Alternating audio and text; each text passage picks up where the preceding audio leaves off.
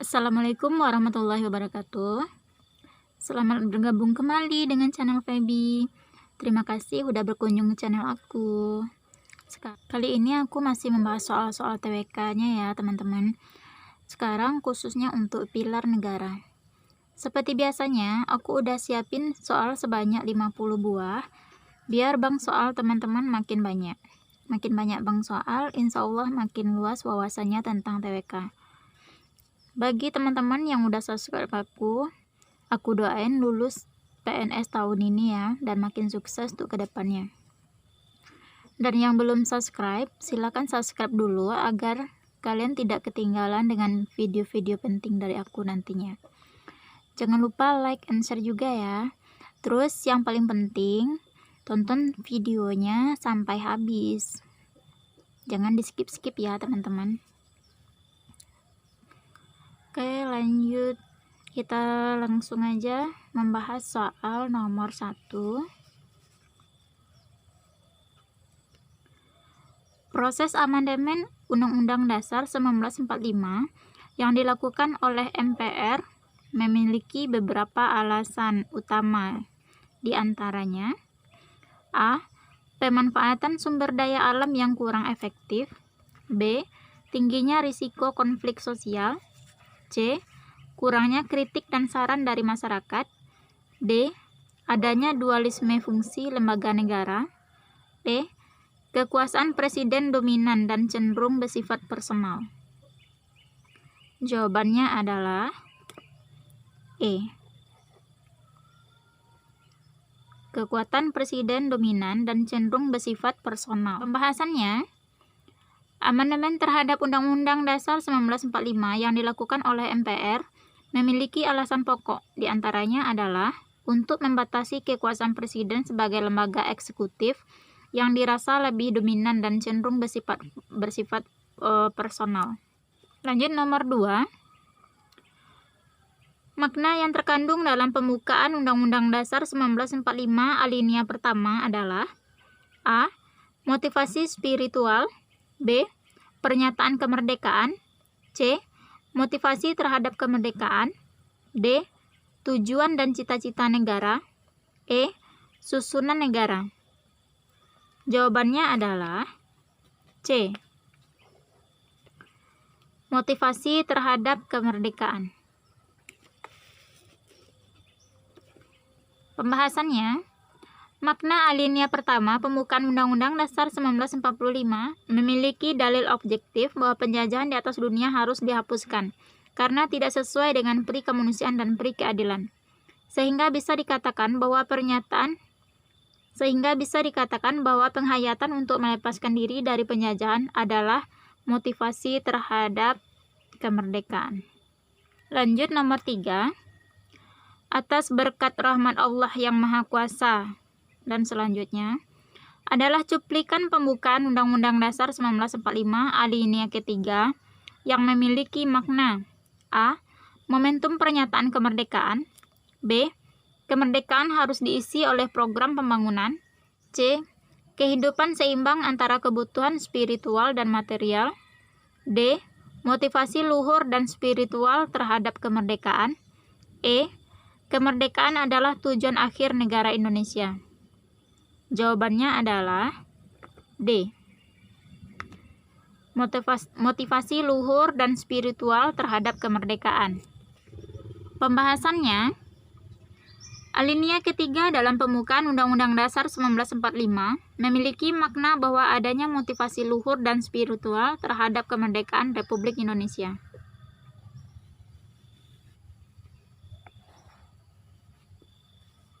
Nomor 4. Keterkaitan antara hubungan pokok pikiran pertama pembukaan UUD 1945 terhadap pembangunan nasional adalah A. Pembangunan nasional didasarkan pada kekuatan spiritual yang luhur. B. Pembangunan nasional harus dilakukan oleh segenap rakyat Indonesia. C. Keberhasilan pembangunan harus didasarkan pada keadilan sosial. D. Mengedepankan musyawarah mufakat dalam perumusan rencana pembangunan nasional. E. Adanya kesadaran bahwa keberhasilan pembangunan nasional dilakukan oleh seluruh warga negara. Jawabannya adalah E. Adanya kesadaran bahwa keberhasilan pembangunan nasional dilakukan oleh seluruh warga negara. Pembahasannya, hubungan pokok pikiran pertama pembukaan UUD 1945 terhadap pembangunan nasional adalah adanya kesadaran bahwa keberhasilan pembangunan dilakukan oleh seluruh warga negara.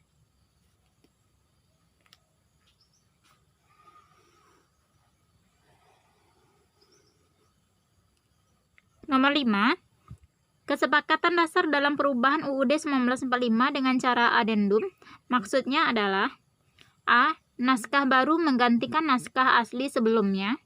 B. Naskah asli UUD 1945 digantikan dengan naskah perubahan. C. Menggabungkan antara naskah asli dengan naskah pembaruan. D. Naskah asli UUD 1945 dipertahankan dan naskah pembaruan dilekatkan pada naskah asli. E. Naskah asli digabungkan dengan naskah pembaruan UUD 1945 ditambah dengan aturan-aturan peralihan. Jawabannya adalah D. Naskah asli UUD 1945 dipertahankan dan naskah pembaruan dilekatkan pada naskah asli. Adendum artinya adalah perubahan naskah UUD 1945 yang asli harus dipertahankan dan naskah pembaruan dilekatkan pada naskah yang asli. Nomor 6. Secara konstitusional, negara Indonesia dalam UUD 1945 pasal 1 ayat 3 menyatakan A. Negara Indonesia adalah negara kesatuan berbentuk republik. B. Kedaulatan negara berada di tangan rakyat dan dijalankan oleh undang-undang. C. Negara Indonesia adalah negara hukum. D. Presiden memiliki kekuasaan eksekutif. E. Bentuk susunan negara Indonesia adalah republik. Jawabannya adalah C. Negara Indonesia adalah negara hukum. Pembahasannya, negara Indonesia adalah negara hukum sesuai dengan UUD 1945 pasal 1 ayat 3. Nomor 7. Sistem pemerintahan sesuai dengan teori John Locke diterapkan di Indonesia dengan pembagian kekuasaan menjadi A. Kekuasaan legislatif, eksekutif, yudikatif. B. Kekuasaan legislatif, federatif, yudikatif. C. Kekuasaan eksekutif, federatif, legislatif. D. Kekuasaan eksaminatif, eksekutif, federatif. E. Kekuasaan eksaminatif, federatif, eksekutif. Jawaban yang benar adalah A.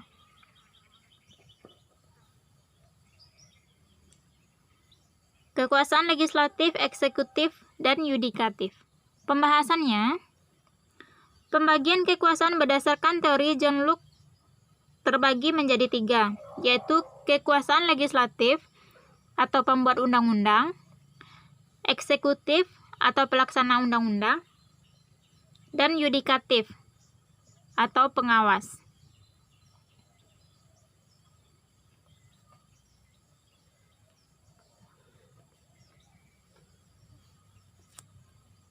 Nomor 8. Sistematika Undang-Undang Dasar 1945 setelah perubahan adalah A. Pembukaan batang tubuh pasal-pasal. B. Pembukaan GBHN batang tubuh dan pasal-pasal. C. Pembukaan dan pasal-pasal. D. Pembukaan pasal-pasal aturan peralihan. Pembukaan pasal-pasal aturan peralihan. E. Pembukaan bab-bab dan ayat-ayat.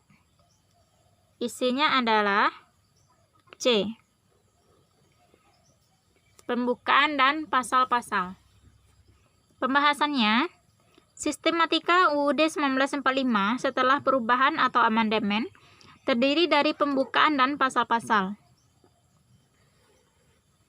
Isinya terdiri atas 16 bab, 37 pasal, 170 ayat, 3 pasal peraturan peralihan, 3 pasal peraturan peralihan, dan 2 pasal aturan tambahan. Lanjut nomor 9. Berikut ini yang bukan landasan yuridis untuk diadakan perubahan terhadap UUD 1945 adalah A. Pasal 3 UUD 1945. B. Pasal 7. B. Pasal 37 UUD 1945. C. TAP MPR nomor 9 MPR /1999. D. TAP MPR nomor 9 MPR /2000. E. TAP MPR nomor 10 MPR /2001. Jawabannya adalah E. TAP MPR nomor 10 MPR 2001. Pembahasannya, ketentuan TAP MPR nomor 10 tahun 2001 berisi tentang laporan putusan hasil musyawarah MPR RI oleh lembaga tinggi negara.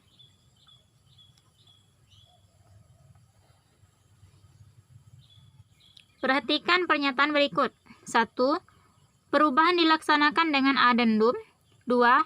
Mempertegas sistem presidensial. 3. Tidak mengubah pembukaan UUD 1945. 4. Perubahan terhadap bentuk negara dapat dilakukan. 5. Harus sesuai dengan persetujuan DPR sebanyak 1/3 dari jumlah anggota.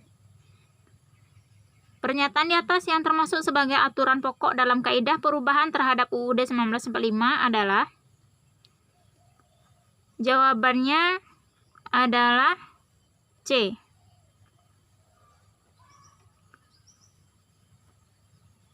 Perubahan dilaksanakan dengan adendum, mempertegas sistem presidensial, dan tidak mengubah pembukaan UUD 1945. Pembahasannya, aturan dasar dalam proses perubahan terhadap UUD 1945 dapat dilakukan dengan cara: 1. Tidak boleh mengubah pembukaan UUD 1945. 2. Bentuk negara tidak boleh dirubah, yaitu tetap pada negara kesatuan. 3. Dilaksanakan dengan adendum. 4. Mempertegas sistem presidensial. Lanjut nomor 11. Dalam sistem demokrasi Pancasila di Indonesia, lembaga negara yang berhak melakukan impeachment adalah A. DPR, B. DPRD, C. Presiden, D. MK, E. MPR. Jawabannya adalah E. MPR. Pembahasannya, sistem demokrasi Indonesia yang berhak melakukan impeachment atau pemberhentian presiden adalah lembaga MPR sesuai amanat UUD 1945 pada pasal 7B. Lanjut nomor 12. Pengertian terhadap konstitusi dapat diartikan secara luas dan sempit. Pengertian konstitusi Indonesia yang dimaksud adalah A. Keseluruhan hukum. B. UUD 1945. C. Peraturan perundang-undangan. D. Lembaga MPR. E. Pancasila. Jawabannya adalah B. UUD 1945. Pembahasannya, konstitusi dalam arti sempit dapat diartikan sebagai piagam dasar atau UUD yang menjadi hukum dasar suatu negara. Lanjut nomor 13. Pemberhentian sebuah perkara yang terbukti melanggar aturan hukum dan sudah diproses peradilan dinamakan A. Amnesti, B. Rehabilitasi, C. Abolisi, D. Grasi, E. Remisi. Jawabannya adalah A. Amnesti. Pembahasannya, amnesti merupakan tindakan pengampunan terhadap sekelompok atau individu yang melakukan tindakan pelanggaran hukum dan sudah mengalami proses peradilan, sehingga sekelompok orang atau individu tersebut terbebas dari pidana. Lanjut nomor 14. Esensi pilar kebangsaan dalam memahami keberagaman sesuai amanat UUD 1945 pasal 18B ayat 2 adalah A. Menghormati keberadaan suku budaya sebagai kesatuan. B. Negara mengakui kesatuan hukum adat yang berlaku di seluruh wilayah Indonesia. C. Keberadaan masyarakat adat harus diatur dan diperhatikan dalam sistem pemerintahan. D. Kebijakan untuk melestarikan budaya menjadi kewajiban seluruh rakyat Indonesia. E. Keberadaan adat istiadat di wilayah NKRI harus dilindungi oleh negara. Jawabannya adalah B. Negara mengakui kesatuan hukum adat yang berlaku di seluruh wilayah Indonesia. Pembahasannya, Berdasarkan pasal 18B ayat 2 menyatakan bahwa negara mengakui dan menghormati kesatuan-kesatuan masyarakat hukum, adat beserta hak-hak tradisionalnya sepanjang masih hidup sesuai dengan perkembangan masyarakat dan prinsip negara kesatuan Republik Indonesia yang diatur dalam undang-undang. Nomor 15. Manusia sebagai ciptaan Tuhan Yang Maha Esa didudukkan sesuai dengan harkat, martabat, dan kodratnya merupakan esensi nilai Pancasila. A. Religius. B. Humanitas. C. Sosialitas.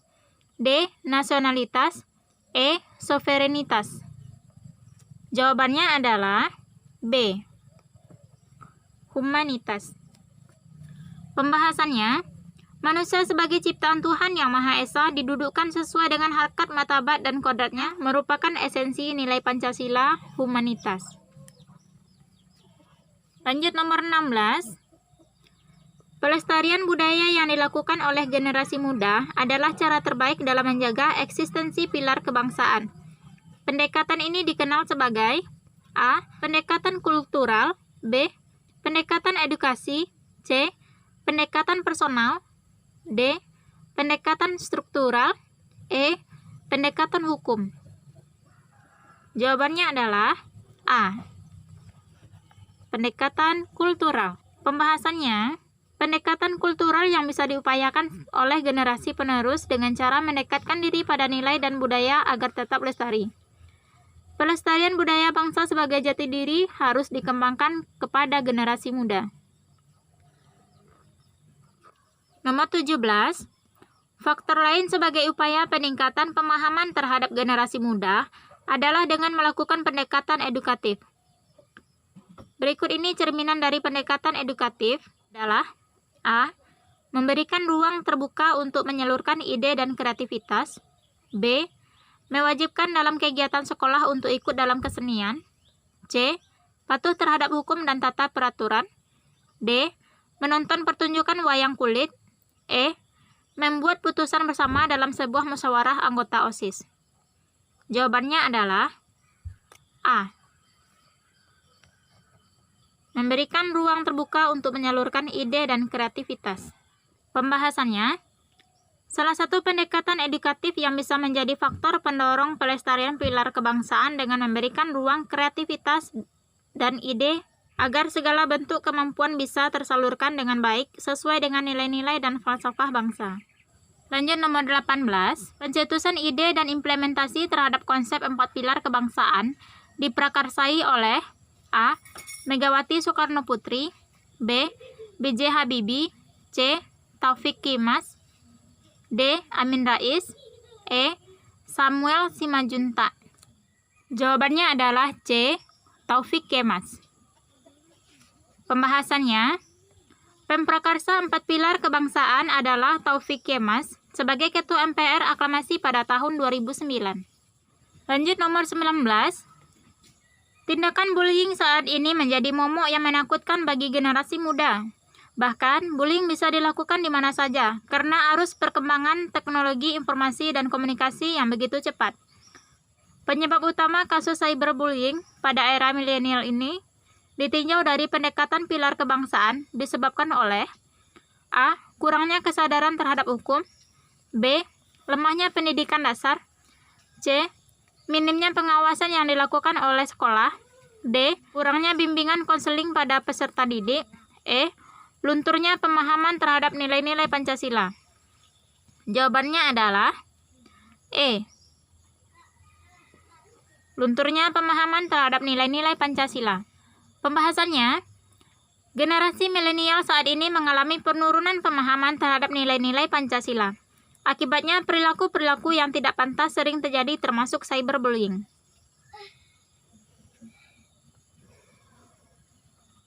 Lanjut nomor 20. Implementasi pilar kebangsaan memiliki tujuan untuk mewujudkan A. Indonesia adil dan makmur. B. Semangat nasionalisme secara universal. C. Nilai-nilai dasar negara. D. Perwujudan persatuan dan kesatuan. E. Sistem pemerintahan yang stabil. Jawabannya adalah C. Nilai-nilai dasar negara. Pembahasannya, Tujuan utama dalam pelaksanaan pilar-pilar kebangsaan diimplementasikan kepada seluruh warga negara, baik dalam lingkungan sekolah, masyarakat, dan bernegara, untuk mewujudkan nilai-nilai dari dasar negara Pancasila. Nomor 21. Keberadaan sistem pemerintahan parlementer pernah diberlakukan di Indonesia. Namun keberlangsungan sistem tersebut memiliki kelemahan utama, yaitu A. Inkonsistensi parlemen dalam menjalankan pemerintahan. B. Hasil parlemen tidak pro rakyat. C. Presiden tidak memiliki kekuasaan dalam menjalankan pemerintahan. D. Penjaminan HAM terbengkalai. E. Kekuasaan pemerintah tidak memiliki hubungan dengan rakyat.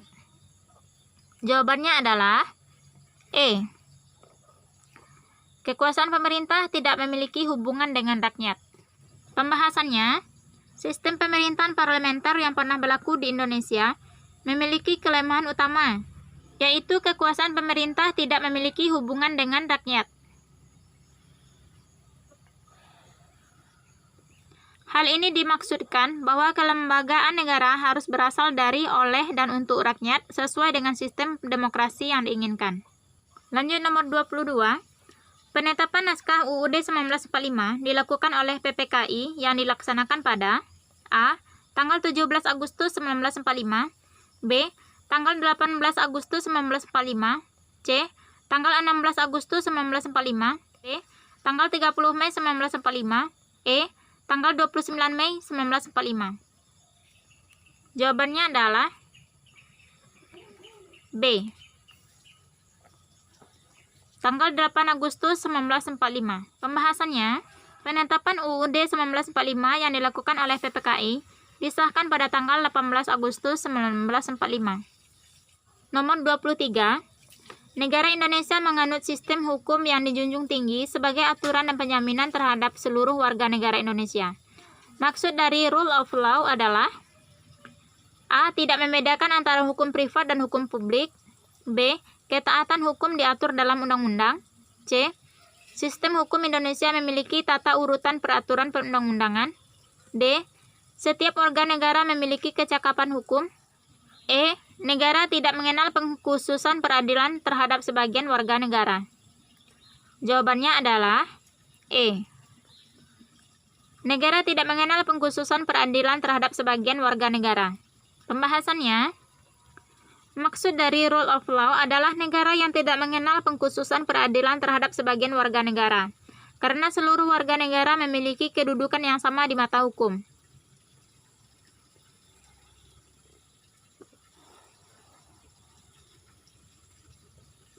Lanjut nomor 24.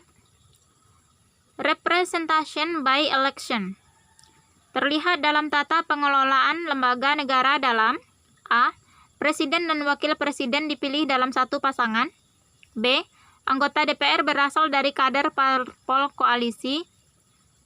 C. Susunan kabinet terdiri atas materi dalam koalisi. D. Anggota MPR terdiri atas DPR dan DPD. E. Jabatan struktural komisi yudisial diisi oleh anggota DPR dan DPRD. Jawabannya adalah D. Anggota MPR terdiri atas DPR dan DPD. Pembahasannya, representation by election atau yang dikenal dengan perwakilan atas dasar pemilihan nampak pada unsur kelembagaan MPR yang diisi oleh anggota DPR dan DPD.